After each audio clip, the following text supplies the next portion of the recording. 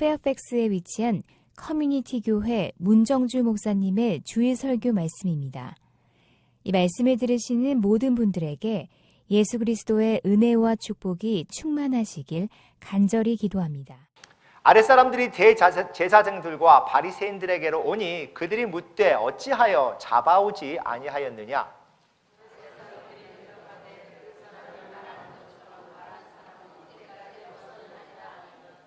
바리새인들이 대답하되 너희도 미혹되었느냐? 율법을 알지 못하는 이 무리는 저주를 받은 자로다.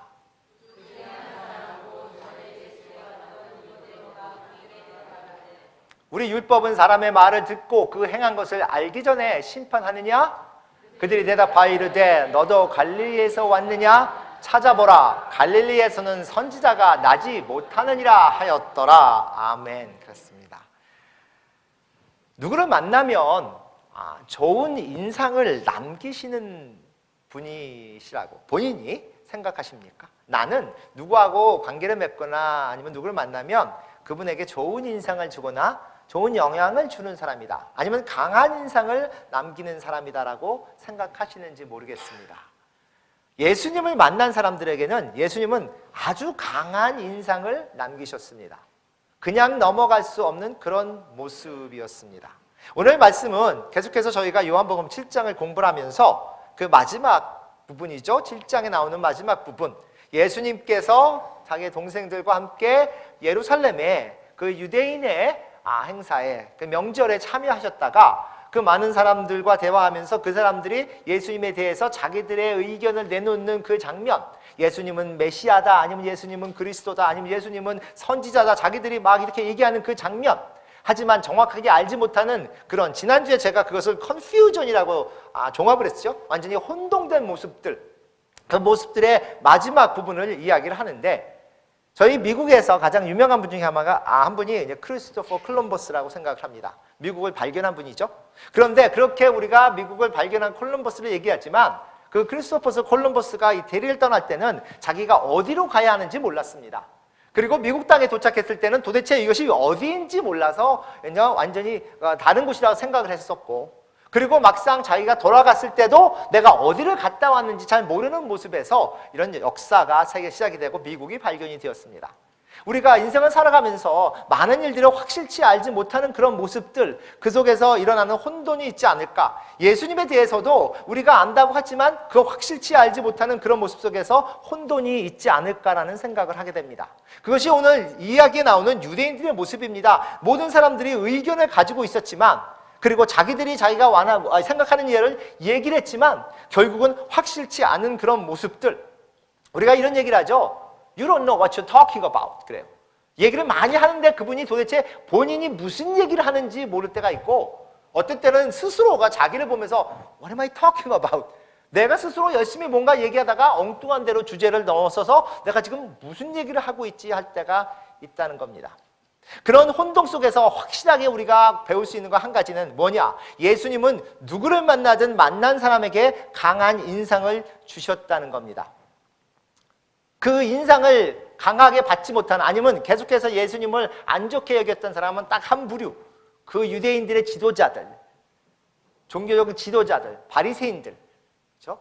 그 사두개인 바리새인들만 예수님에 대해서 안 좋게, 왜냐하면 자기들의 권력을 놓치지 않기 위해서 그 속에 빠져 있었기 때문에. 하지만 모든 다른 사람들은 예수님을 만나는 순간 영향을 받을 수밖에 없었고, 오늘 이야기도 그 영향을 받은 사람의 이야기라는 겁니다. 오늘 요한복음 7장을 보면 제사장들과 그리고 바리새인들이 그 예루살렘 성전을 지켰던 그 병사들을 보내죠. 그래서 예루살렘에 있는 병사들을 보내서 예수님을 잡아오라고 보냅니다. 그런데 오늘 이야기를 보면 그들이 잡으러 갔던 예수님에게 영향을 받고 오는 얘기가 나와요. 아랫사람들이라고 오늘 표현을 하는데, 그 성전을 지켰던 그런 병사들이 대제사장들과 바리새인들에게 다시 돌아옵니다. 그리고 바리새인들이 물어보죠. 어찌하여 예수를 잡아오지 아니하였느냐? 그랬더니 병사들이 얘기하기를, 그 사람이 말하는 것처럼 말한 사람은 이때까지 없었나이다 라고 얘기합니다. 예수님을 잡으러 갔던 사람이 거꾸로 예수님에게 영향을 받아서 돌아오는 그런 모습이라는 겁니다. 그랬더니 이 대제장들과 바리새인들이 너희도 미혹되었느냐? 너희도 그렇게 그 예수란 사람에게 빠졌느냐? 당국자들이나 바리새인들, 그 율법을 안다는 사람들은 결코 예수를 믿는 자가 없으리라라고 얘기를 합니다.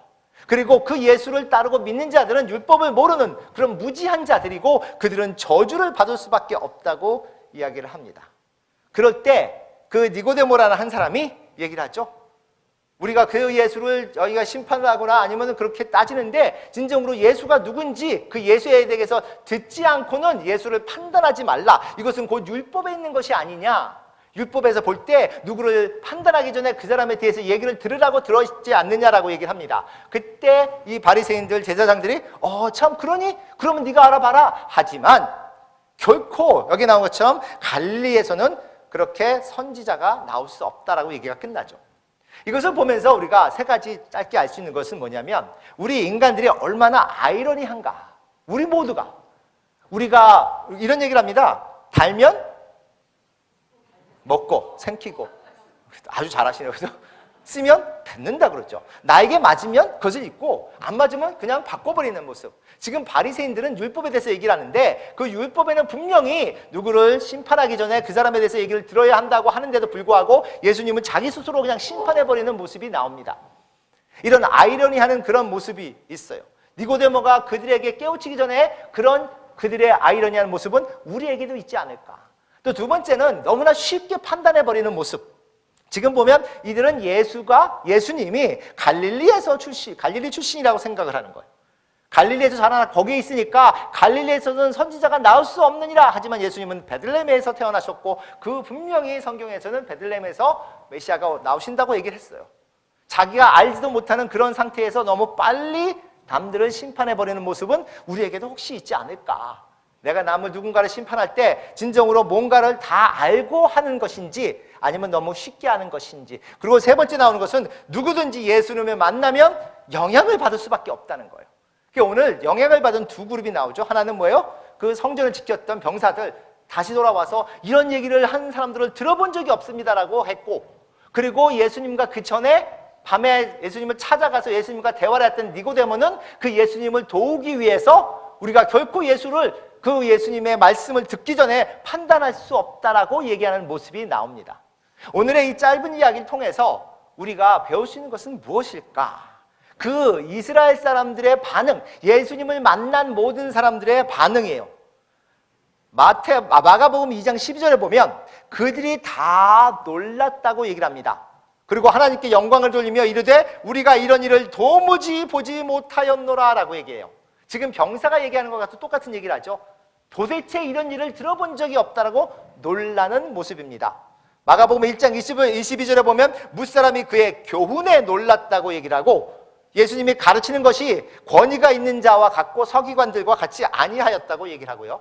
누가복음 2장 47절에 보면 듣는 자가 다 그 지혜와 대답을 놀랍게 여기더라. 예수님을 진정으로 만난 사람들의 그 반응은 뭐냐면 와우. 영어로 한번 할까요? 오늘 아침에 영어로? 와우 이거예요. 예수님 내가 진정 만났다면 그 만난 사람의 반응은 와우입니다. 도대체 이게 어떻게 이게 가능할 수 있을까? 놀라는 모습입니다. 그런데 그 와우에서 끝나는 것이 아니라 I believe로 넘어가는 거예요. 그 놀란 모습이 내가 그것을 믿는 자가 되는 것이고, 그 I believe에서 끝나는 것이 아니라 I will follow you. 나는 그 예수를 따르겠다고 나오는 겁니다. 예수님을 진정으로 만나면 그 세 가지 일은 일어날 수밖에 없다는 거예요. 내가 와우 스테이지, 내가 놀라는 그런 상태에 있는 것인지, 아니면 나는 예수님을 확실히 믿는 모습의 그런 상태에 있는 것인지, 아니면 그것을 더 넘어서 나는 예수를 따르겠다고 하는 그런 모습이 있는지, 그것은 각 개인의 상황에 다르겠지만 예수님을 만났다면 우리는 그런 세 개 중에 하나의 반응은 있어야 한다는 겁니다. 예수님께서 부활을 하신 후에 이제 도마에게 오시죠. 그 제자들이 예수님을 보았다, 부활하신 예수님을 보았다고 얘기를 하는 얘기를 듣고도 도마가 나는 믿을 수 없다, 내가 만지기 전에는, 보기 전에는, 내 눈으로 보기 전에는 믿을 수 없다 했을 때 예수님이 나타납니다. 그리고 예수님께서 여기를 손을 만져보라, 내 몸에 손을 넣어보라 했을 때 그 도마가 나의 하나님, 나의 주라고 얘기를 하죠. 그때 예수님이 하신 말씀이 있습니다. 요한복음 20장 29절입니다. 함께 읽을까요? 시작. 예수께서 이르시되 너는 나를 본고로 믿느냐? 보지 못하고 믿는 자들은 복되도라 하시니라. 이 말씀이 누구에 대한 말씀일까요? 우리를 얘기한 거, 저를 얘기하고 여기 계신 분들이에요. 우리는 예수를 믿는다고 합니다. 그런데 예수님을 만지지도 않은 그런 모습에서 우리는 예수님을 믿는다고 결정을 했습니다. 옆에 분 보시고 한번 말씀해 주세요. 당신은 참 복받은 사람입니다. 그건 예수님이 하신 말씀이에요. 제가 한 말씀이 아니라 예수님이 하신 말씀이에요. 나를 만지고 나를 보고 믿느냐? 보지 않고 만지지도 않고 믿는 자는 복되도라. 그러니 우리는 얼마나 복을 받은 사람입니까? 오늘 아침에 눈을 뜨면서 나의 거울을 보면서 야, 나는 진짜 복받은 사람이구나. 내 옆에 있는 남편이나 아내나 아니면 아이들이 일어나는 그 깨지지한 얼굴을 보면서 야, 이 사람은 참 복받은 사람이구나. 예수님이 말씀하시기를 보지 못하고 믿는 자, 복받은 자인데, 그러면 그 복받았다는 것은 어떤 의미를 말씀하시는 것인가? 내가 진정으로 복받았다면 나에게는 어떤 모습이 일어나야 나는 진정으로 복받은 자로 살아갈 수 있는가? 세 가지가 있습니다. 세 가지의 변화가 있어야 돼요. 첫 번째, 내가 복을 받았다면 새로운 관점, 내 관점이 달라져야 나는 복을 받은 사람이라는 겁니다. 어떤 관점이 달라지냐면 작은 것을 보던 사람이 큰 것을 보는 사람으로 변할 수 있어야 돼요. 예전에는 작은 것을 보고 작은 것에 마음이 상하고 작은 것 때문에 힘들었는데, 이제는 작은 것이 아니라 큰 것에 관심이 있는 그런 모습이 되어야 한다는 겁니다. 그것이 내가 진정으로 복받은 그런 모습이라는 거예요. 다른 사람을 이끌 수 있는 그런 모습은 큰 것을 본 사람만 가능합니다. 작은 것을 보는 사람을 쫓아가 보신 적 있습니까? 아주 답답하고 짜증나요. 내가 진정으로 누군가를 인도하려면 나는 큰 것을 볼 수밖에 없고, 내가 진정으로 예수님을 따른다면 그것을 볼 수밖에 없는 그런 모습이라는 겁니다. 내가 큰 것을 보면 일어나는 게 뭐냐면 나의 한계를 깨닫습니다. 내가 할 수 있는 것과 할 수 없는 것을 압니다. 제가 이 말씀을 많이 드리죠. 우리 아이들이 자라면서 아빠가 할 수 있는 걸, 엄마가 할 수 있는 건 자기들이 결정했더라고요. 그래서 엄마한테 가서 물어보는 게 있고 아빠한테 가서 물어보는 게 있고 자기들이 딱 알아요. 근데 우리 스스로는 모를 때가 있어요. 나의 한계, 내가 얼만큼 할 수 있느냐. 나는 다른 사람을 바꾸지 못합니다. 한번 따라가. 나는 다른 사람을 바꾸지 못합니다. 그런데 왜 바꾸려고 노력을 하나요? 그 노력을 가장 많이 하는 사람이 누군지 아세요? 목사들이에요. 매주일마다 하잖아요. 알면서 합니다. 나는 결코 다른 사람을 바꿀 수 없는 걸 알면서. 그런데 다른 사람을 못 바꾸지만 나는 나를 컨트롤할 수 있는, 나를 절제할 수 있는 그런 모습이 있다는 거예요. 그래서 내가 할 수 없는 것이 아니라 내가 할 수 있는 것을 우리는 해야 하는 그런 모습이라는 겁니다. 우리의 주위에 일어나는 상황을 내가 조종할 수는 없습니다. 하지만 그 상황에 반응하는 나의 모습은 내가 조절할 수 있습니다. 그것이 인생의 모습입니다.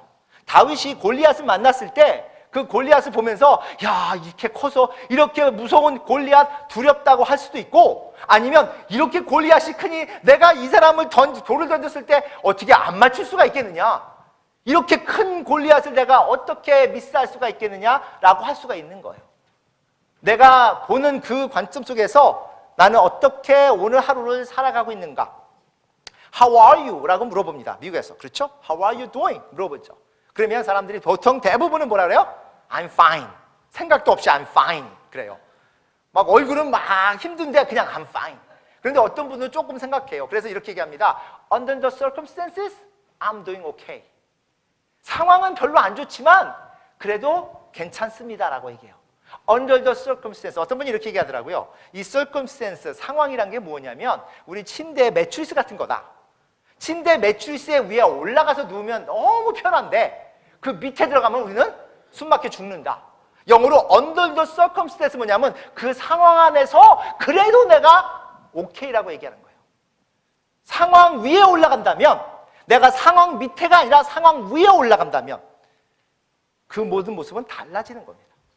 상황을 바꿀 수는 없지만 내가 그 상황에 올라갈 수 있도록 반응을 내가 어떻게 하느냐. 그래서 똑같은 일이 일어나도 그 반응하는 것은 아주 천지 차이로 달라질 수 있다는 겁니다. 우리가 진정으로 복을, 축복을 받은, 아니면 하나님의 그 예수님께서 말한 것처럼 축복을 받은 자라면 우리가 작은 것이 아니라 큰 것을 볼 수 있는 그런 모습으로 변하고, 두 번째는 우리의 생각이 소유에서 관리로 변하는 거예요. 우리의 초점이 소유에서 관리. 인생을 시작할 때 우리가 많은 그런 초점이 어디 있느냐면 이제 소유했죠. 제가 미국에 왔을 때 처음에 많은 그런 포스터 같은 걸 보면서 이게 아메리칸 드림 그래가지고 나온 포스터들이 있었어요. 그런데 그걸 보면 거기에 나오는 것이 이제 부모님, 애 둘 반. 왜냐, 에버리지로 하니까. 둘 반, 둘씩 셋이 나면, 그리고 스테이션 웨건. 그때는 스테이션 웨건이 있었습니다. 강아지 하나. 이게 이제 아메리칸 드림이에요. 그렇죠? 이게 뭐예요? 오너십. 내가 가지는 겁니다. 제가 한국을 떠날 때 한국에서 있는 코리안 드림은 뭐였냐? 집 사는 거예요. 집이 있는 게 드림입니다. 제가 들었던 진정한 스토리 중에 하나가, 미국에서 열심히 몇십 년을 일해서 내가 집 한 채 마련하자고 했다가 그 이사를 하는 그 순간 그날 돌아가셨다는 얘기를 들었어요. 왜 돌아가셨습니까? 모든 스트레스, 모든 긴장했던 게 다 풀려버려서, 야, 이제는 인생 다 했구나 라고 생각하니까. 내 인생의 초점이 집 하나, 옷, 가지는 것이라면 얼마나 안타깝겠어요. 그런데 이 오너십이라는 것, 내 거라는 것, 내가 가지고 있다는 이것이 우리의 가장 초점이 되는데, 진정으로 하나님이 원하시는 축복받는다의 초점은 오너십이 아니라 스튜어십인 거예요. 내가 가지는 것이 아니라 내가 그것을 관리하는 자의 모습인 겁니다. 하나님이 아담과 하와를 만드셨을 때 창세기 2장에 이렇게 말씀하시죠. 하나님이 이 사람을 이끌어 에덴 동산에 두어 그것을 경작하게 하며 지키게 하시고, 여호와 하나님이 그 사람에게 명하여 이르시되, 동산 각종 나무의 열매는 너희가 내가 임으로 먹되 선악을 알게 하는 나무의 열매는 먹지 말라라고 말합니다. 그리고 내가 먹을 때는 정녕 죽으리라고 말씀하세요. 아담이 하나님의 손에 의해서 창조되었을 때 아담은 하나님께서 주신 모든 것들을 관리하는 자로 그렇게 부르심을 받았습니다. 그렇죠? 그런데 우리가 질문을 합니다. 왜 굳이 하나님이 선악과를 만드셨을까? 왜 선악과를 가운데 만드셔서 사람이 죄를 범하게 하고, 이렇게 여태까지 우리가 인생을 통해서 어려운 모습으로 아담 그 후의 사람들이 이렇게 힘들게 하는가? 왜 선악과를 만드셨을까? 왜 만드셨다고 생각하십니까? 하나님께서 내가 주인이고 너는 경작자라는, 너는 관리자라는 그 선을 걷기 위한 그런 모습으로 선악과를 만드셨다고 저는 생각을 해요. 만약에 하나님이 다른 얘기 안 하고, 아담, 너는 내가 여기 에덴 동산에 있는 모든 것들을 다 먹어도 된다라고 말씀만 하고 끝났다면, 아담이 돌아다니면서 이거 먹고 저거 먹고 하다가 아마 착각에 빠질 수 있다. 무슨 착각이에요? 이거 다 내 거구나. 분명히 하나님이 주셨는데 다 내 거구나라고 착각하고 사는 우리들의 모습 아닙니까? 자기 이름만 들어가면, 한국에서 많이 다투는 것 중에 하나는 명의더라고요. 명의. 누구 이름으로 되었느냐? 아십니까? 우리 집이 누구 이름으로 되었는지? 아니면 내 차가 누구 이름으로 되었는지? 그 이름이 참 중요해요. 왜냐하면 오너십, 가지는 것 때문에. 하지만 하나님은 우리를 결코 그것으로 만들지 않으셨습니다.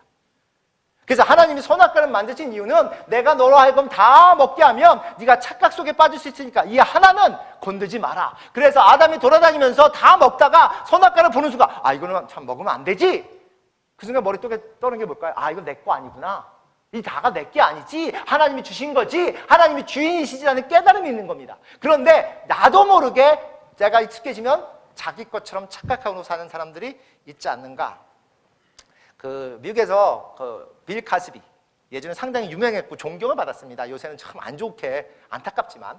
제가 빌 카스비 쇼를 많이 봤었는데, 상황극이 참 재밌잖아요. 가족들에 의해서 많은 그런 교훈도 나오고. 그런데 그런 그 중에서 그 자녀들이 있는데 둘째 딸인가가 아빠한테 얘기하더라고요. 빌 카스비한테, 아빠, 우리가 참 부자잖아요. 그러니까 우리가 어디 가도 되고 놀러도 가도 되고 우리가 참 부자잖아 했더니 빌 카스비가 뭐라 그러냐면, 우리가 부자가 아니고 내가 부자야. 우리 집이 아니고 내 집이야. 그 얘기를 하더라고요. 그래서 우리가 보면서 웃었는데, 이것은 내 것이 아니고 하나님 것이야라는 거예요. 내 소유가 아니고 나는 경작자고 관리자라는 거예요. 그런데 우리는 태어날 때부터 신기하게 아무도 안 가르쳤는데, 아이를 보십니까? 아이를 보면서 많이 배웁니다. 내가 우리 아이를 키울 때도 그렇고 다른 사람의 아이를 봐도 분명히 부모님이 어린아이에게 이건 네 거야 라고 안 했을 텐데, 어느 나이가 되면 아이가 it is mine 하는 게 나와요. 분명히 그게 없었는데 어느 순간에 it is mine. 이것은 누가 가르치는 컨셉이냐? 이거는 누가 너에게 이것이 너 거라고 가르쳐줬느냐? 이 인간 속에 있는 죄성인 거예요. 내 스스로가 하나님이 되고 싶은 아담과 하와로 시작했던 그 죄성이에요. 그래서 조금씩 지나면 눈에 보이는 건 다 내 거 같아요. 쇼핑은 왜 가십니까? 아이 쇼핑은 참 이해가 안 가요. 아이 쇼핑을 가시는 거예요. 다 보면서 이거 내 거, 내 거, 내 거 찍는 거잖아요. 못 가지니까 그래도 눈이라도 좀 이게 가지고 싶은 마음. 하나님은 분명히 그것이 아니었는데, 그래서 진정으로 내가 축복받은 자라면 오너십, 소유가 아니고 스튜어십, 관리하는 자의 모습이에요. 이것을 깨닫지 못하는 분은 목목사님 그래도 가지는 것이 좋지 않습니까? 근데 그것을 깨닫는 분에게는 이해가 됩니다. 내가 오너십이 아니라 스튜어십 할 때 얼마나 자유스러운지, 얼마나 편하게 우리가 살 수 있는지. 그래서 여기 성경에 보면 시편 24편 1절에 땅과 거기에 충만한 것과 세계와 그 모든 가운데 사는 자들은 다 여호와의 것이니라 라고 말씀을 하세요. 하나님 것이다. 그리고 베드로 전서 4장 10절에 보면 각각 은사를 받은 대로 하나님의 여러 가지 은혜를 받은 선한 청지기 같이 하라라고 얘기를 합니다. 그러면서 예수님께서 가르치는 게 있어요. 마태복음 18장 3절에 진실로 너희에게 이르노니 너희가 돌이켜 어린아이들과 같이 아니하면 결단코 천국에 들어가지 못하리라. 어린아이 같이 다시 되라는 거예요. 뭐입니까? 어린아이들에게는 오너십이 없어요. 내 거라는, 아예 그 it is mine 하기 전에는 내 거라는 생각이 없습니다. 그냥 부모님의 사랑이면 되는 거예요. 이럴 때 우리는 진정으로 천국을 갈 수 있는 그런 모습이다. 그래서 내가 진정으로 축복을 받았다면 가지고 싶은 욕망에서 벗어날 수 있는 이 모든 것들이 하나님 것이라는 그 생각에서, 그러다 보면 내 매니저가, 내 주인이 월급을 안 올려줘도 그렇게 막 짜증나지 않아요. 왜요? 하나님이 다른 데서 주실 수 있으니까. 그런 경험하십니까? 신기할 정도로 내가 열심히 모으려고 열심히 하는데도 계속해서 빠져가지고 밑빠진 독분간처럼 아무래도 모아지지 않는가 하면 어떤 때는 막 들어오는 돈이 없어서 쩔쩔 매는데 신기하게 빵꾸가 안 나요. 하나님이 이 밑둥이를 막아주시는 거예요. 고장나지 않게 하고, 냉장고가 20년 돼도 안 고장나고, 자동차가 오래 했는데도 고장이 안 나거나, 내가 가다가 넘어져서 다치고 병원 갈 수 있는데 하나님이 다 보호해 주시거나, 이런 것들을 인간들은 모릅니다. 그런데 하나님이 그 밑에를 막아주시면 위에서 안 나와도 빵꾸는 안 나요. 그것을 깨닫는 분은 오너십에서 자유스러울 수 있어서 다툼이 별로 없는 거예요. 첫 번째, 우리가 축복을 받았다면 우리가 보는 관점이 달라져야 돼요. 두 번째, 축복을 받았다면 내가 사는 목적이 달라져야 돼요. 그러니까 하나님을 만나기 전, 예수님을 알기 전에는 내가 행복하는 것이 목적이었다면, 아니면 나를 위주로, 내 가족을 위주로 그런 것이 목적이었다면, 좀 더 즐거운 삶을 살기 위한 것이 목적이었고, 좀 더 유명해지고 좀 더 많이 얻고 하는 그것이 목적이었다면, 좀 더 능력이 있고 권세가 있는, 지금 권력 때문에 많이 싸우잖아요. 이 권력 때문에 싸우는 분들은 가난한 분들은 별로 없습니다. 가난한 분들은 권력 신경 별로 안 씁니다. 당장 먹고 살아야 되는데, 그런데 조금 뭐가 있으면 먹고 사는 게 걱정이 없으니까 권력을 가지고 싶어 해요. 그리고 그 인생의 목적이 달라집니다. 그래서 그 인생의 목적이 계속 바뀝니다. 어린아이에게 물어보죠. 너 인생의 목적이 뭐냐? 그러면 어린아이 때는 대학 가는 겁니다. 좋은 대학 가는 거예요. 왜? 부모님이 원하니까. 그래서 대학 가서 뭐 할래? 그럼 좋은 잡 잡는 겁니다. 매번 바뀌어요. 좋은 잡 잡고 돈 벌면 그 다음에 뭔가 되고 더 좋은 잡. 그래서 계속해서 목적이 바뀝니다. 그런데 하나님이 마시는 목적은 딱 두 가지예요. 진정으로 내가 축복을 받은 자라면, 예수님을 만난 자라면 목적은 딱 두 가지입니다. 예수님을 더 알아가는 것과 예수님을 더 알리는 것, 딱 두 가지예요. 끝! 어렸을 때 목적, 나이가 들었을 때 목적, 나이가 들어가지고 진짜로 우리가 어릴 때는 나이 드신 분들을 우리가 부러워합니다. 공부하기 싫으니까. 야, 내가 공부를 안 하면 좋겠다. 근데 나이가 들어가면 공부하는 것보다 반대로 하죠. 나 차라리 공부만 했으면 좋겠다. 할 게 너무 많은 거예요. 그 나중에 열심히 일하다 보면 이제 은퇴한 분들을 이제 부러워합니다. 야, 내가 참 직장에서 은퇴하면 얼마나 좋을까? 은퇴하는 분들은, 일하는 분들은 부러워해요. 할 게 없어요. 그리고 그분들은 이제는 인생에 많이 남지 않은 것 때문에 두려워할 수도 있어요. 모든 사람들이 자기의 모습보다는 다른 사람들의 모습을 보면서 그쪽에 빠져가는 그런 모습이 있어요. 그래서 그들의 목표는 계속 바뀝니다. 그런데 예수님을 진정으로 만난 사람의 목표는 딱 두 가지. 예수님을 더 알아가는 것과 예수님을 더 알리는 것. 그런데 큰 차이가 있는 것을 우리가 알아야 합니다. 우리는 대부분 예수님에 대하여 알고 있습니다. 예수님을 아는 것이 아니라 예수님에 대하여 알고 있어요. 예수님에 대하여 아는 분은 결코 변할 수 없습니다. 예수님을 아는 분은 변할 수 있습니다. 변해야만 합니다.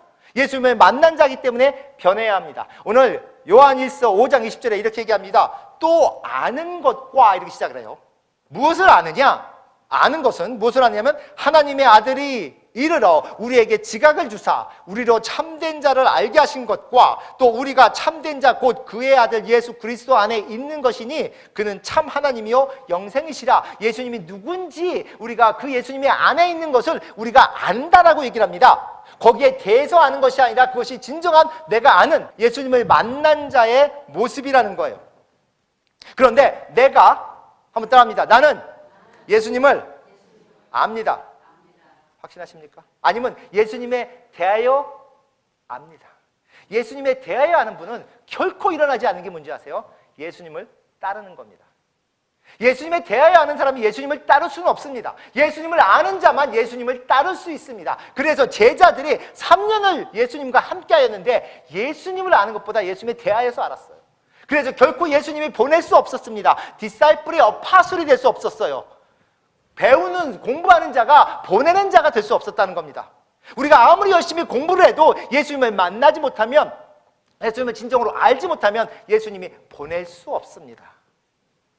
그렇게 우리가 진정으로 예수님의 보내심을 받기 위해서는 우리는 예수님을 알아야 하는 거예요. 예수님을 알면 예수님을 위해서 살고 싶은 마음이 생겨요. 그렇게 알 수 있습니다. 내가 예수님을 진정으로 아느냐 안 아느냐는 쉽게 알 수 있어요. 나는 예수님을 따르는 자가 되고 싶은 거예요. 그것이 예수님이 말씀하신 사도행전 1장 8절에 오직 성령이 너희에게 임하시면 너희가 권능을 받고 예루살렘과 온 유대와 사마리아 땅 끝까지 이르러 뭐가 되어? 내 증인이 되리라. 증인이 된다는 것은 예수님을 위해서 살겠다는 겁니다. 예수님을 따르겠다는 거예요. 그것은 성령님이 오셔야만 가능하다는 겁니다. 성령님이 오시면 우리는 예수님을 아는 능력이 생긴다고 그랬어요. 그냥 예수님에 대하여 아는 것이 아니라 그 수십만, 수백만의 사람들이 교회를 오는데 그 많은 사람들이 예수님에 대하여는 많이 들었는데 예수님을 진정으로 아는 사람들이 많지 않기에 예수님을 위해서 살겠다는 사람들은 많지 않은 모습이 될 수밖에 없다는 거예요.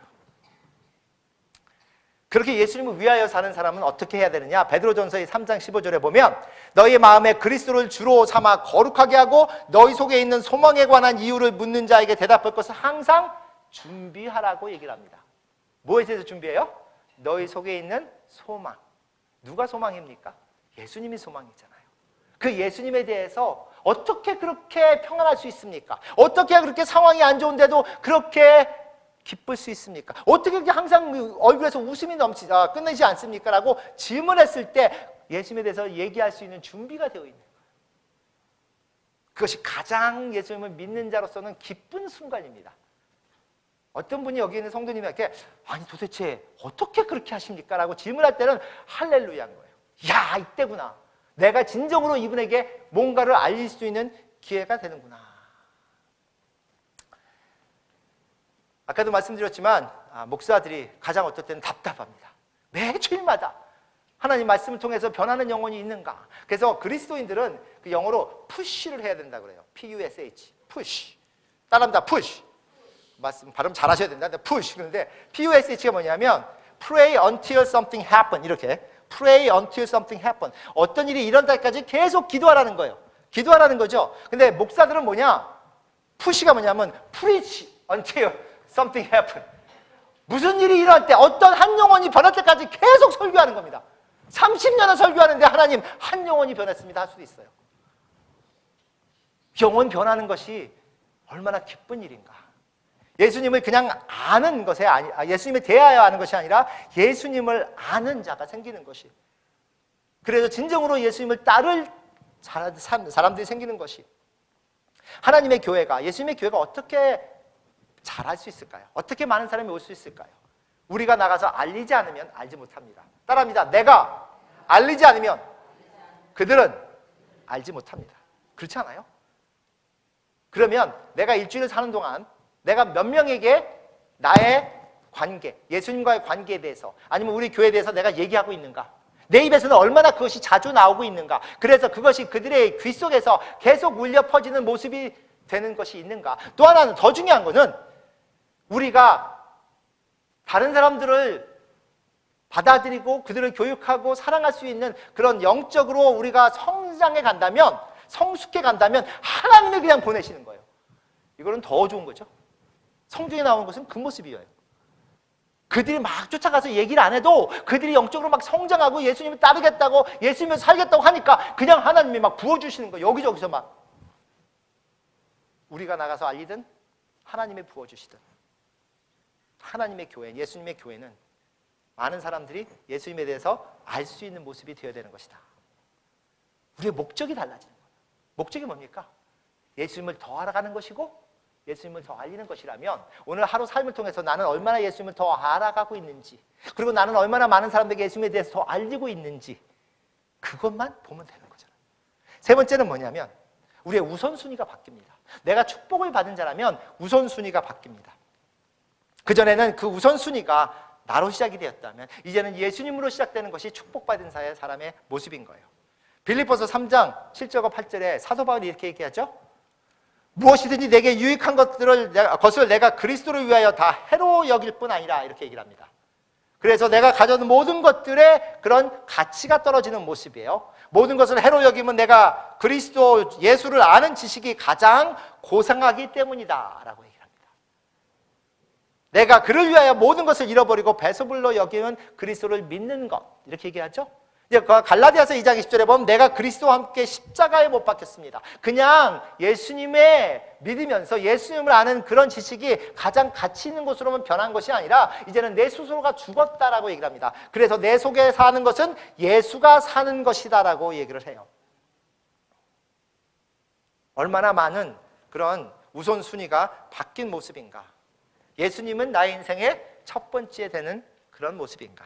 내가 예수님을 위해서 따라간다면, 그런 삶을 산다면, 그리고 그런 나를 예수님께서 모든 그런 필요한 것을 메꿔 주시다, 아니면 주시겠다고 그렇게 하시고 약속하셨다면 나는 그 예수님을 내 인생의 가장 첫 번째로 그렇게 생각하고 살아가고 있는지. 예수님은 나의 인생의 첫 번째입니까? 남편이 와서 아내에게 자기 나 사랑해, 내가 자기를 사랑해, 그렇죠? 그래? 그런데 난 예수님을 더 사랑해. 그러면 좋아하는 아내들 계세요? 할렐루야 그러십니까? 아니면 내가 첫 번째여야 되는데, 아니 어디 감히 나보다도 다른 예수님을 사랑하느냐?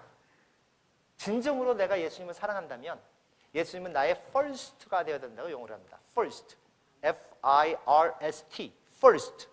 first가 뭐냐? 내 finance의 first, 내 재정에서 예수님이 가장 먼저예요. My interest의 first, 내가 있는 관심사에 예수님이 가장 먼저예요. 어리죠? My relationship의 first, 내 관계 속에서 예수님이 가장 먼저예요. 그리고 S, 그럼 뭐예요? My schedule, in my schedule he's first, 내 스케줄에 예수님이 가장 먼저. F-I-R-S, 마지막 뭐예요? T, 예수님이 in my trouble, 내 고통 속에서 가장 먼저예요. 내가 힘들 때 가장 먼저 찾는 게 예수님이고, 가장 많이 예수님과 시간을 보내고, 내가 인생을 살아가면서 내 경제적인 것에서 예수님이 가장 먼저고, 내가 관심 있는 자가 예수님이 먼저고, 내가 관계 맺는 사람들의 관계 속에서 예수님이 가장 먼저고, 그리고 어떤 일을 시작하든 하루를 시작하면서 그 스케줄에 예수님이 가장 먼저면 우리는 예수님은 나에게 가장 먼저 되신 분이라고 얘기할 수 있어요. 그런데 얼마나 많은 우리들이 예수님이 나의 인생에 가장 먼저 됐다고 얘기할 수 있습니까? 주일날 여기 오신 분들은 아마 그래도 열심히 노력하시고 시간 바쁜데 주일날 와서 예배드리고 하겠지만, 오늘 오후가 되거나 월요일이 딱 되면 예수님의 그 프라이어티, 순서가 쫙 떨어져요. 그렇죠? 지금은 문목사 설교 듣다 보니까 예수님이 조금 올라간 것 같은데, 딱 교회 떠나면 이것이 쫙 떨어져요. 왜? 내 머릿속에 뭐가 남아요? 내가 해야 할 일, 내 가족들, 내가 필요한 것들. 그래서 예수님의 모습이 점점 사라져버리는 모습이 있습니다. 예수님은 나의 인생에서 첫 번째 되신 분인가? 그리고 내가 축복을 받았다면, 나의 우선순위가 바뀐다면 천국이 나에게 가장 첫 번째로 다가올 수 있는가? 사도 바울이 이렇게 얘기하죠. 빌립보서 1장 21절에 이는 내가 사는 것이 그리스도니 모두 죽는 것도 유익함이라. 따라합니다. 시작. 죽는 것도 유익함이라. 죽는 게 어떻게 유익합니까?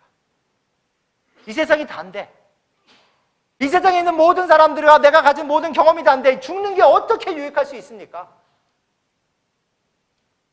집에 가셔서 한번 적어보세요. 다 책상 앞에다가 죽는 것도 유익합니다. 천국이 가장 먼저 있때만 가능한 겁니다. 예수님을 믿는 믿음이 나를 인도할 때만 가능한 겁니다. 예수님의 약속을 믿는 믿음이 나한테 있을 때만 가능한 겁니다. 그렇지 않으면 가능치 않습니다. 그래서 그리스도인들은 다른 사람들입니다. 죽는 것도 유익한 사람에게 무엇이 이 세상에서 두렵겠습니까? 모든 것이 그냥 스쳐 지나가는 모습이라는 깨달음이 있다면 오늘 하루를 사시면서 나는 축복받은 자다라는 확신을 가지고 사시기를 간절히 소망합니다. 나는 축복받은 자다. 그런데 그 축복은 무엇이냐? 인간적으로 더 많이 주고 더 많이 우리가 누리고 이런 축복이 아니라 더 큰 의미의 예수님의 약속을 우리가 깨닫기를 원하고 진정으로 예수님을 만나고 아는 그런 우리들의 모습이 되기를 간절히 소망합니다. 기도하겠습니다.